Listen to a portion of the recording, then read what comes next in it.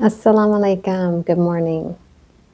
Tomorrow we'll start the holy month of Ramadan and begin our fasting. Have you started preparing or made any intentions about Ramadan? There are many different types of preparations that we can take. We can decorate our house, we can prepare some special foods, we can invite family and friends over to visit. However, I would like to talk about the kind of mental and spiritual preparation that each of us are taking for this month. People I know set different types of goals to achieve during Ramadan. For example, some of them plan daily reading of Quran, even reading 20 pages every day to ensure that they finish the whole Quran within the month. Other people plan on improving their focus and quality of their daily prayers, and not missing any, of course. In this vlog, I would like to discuss with you some of the religious and spiritual topics that will allow us to go deeper into our faith and give us the most benefit during this holy month. For today, I would like to talk about two important concepts in Islam. The first one is about our intention. The word for intention in Islam is called niyyah. It means the inner resolve or intention behind an action, particularly in acts of worship, such as prayer, fasting, or making our pilgrimage to Mecca. Therefore, actions must be done with the right intention for them to be accepted. This means performing deeds or actions solely for the sake of God and not for showing off or worldly gain. There is a story that Prophet Muhammad, peace be upon him, said. He said, "Actions are judged by intentions, and every person will be rewarded according to their intention." This comes from a famous hadith from Bukhari.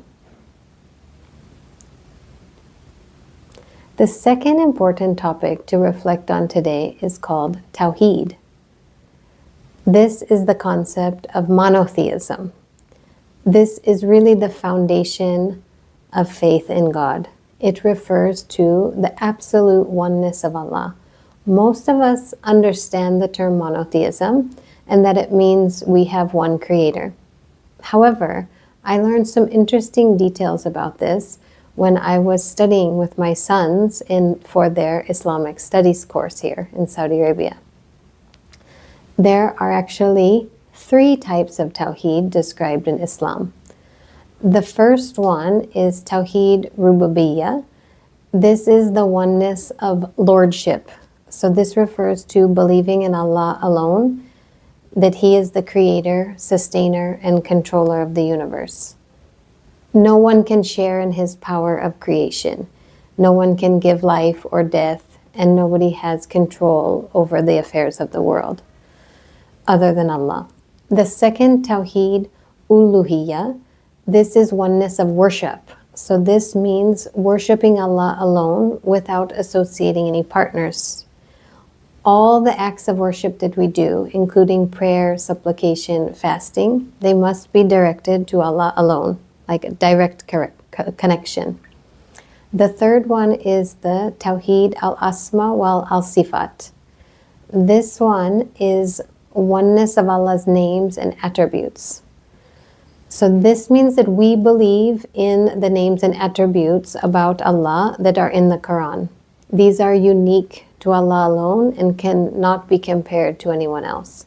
So in Islam, we have 99 names to describe these attributes, and we'll discuss all of these inshallah in another video.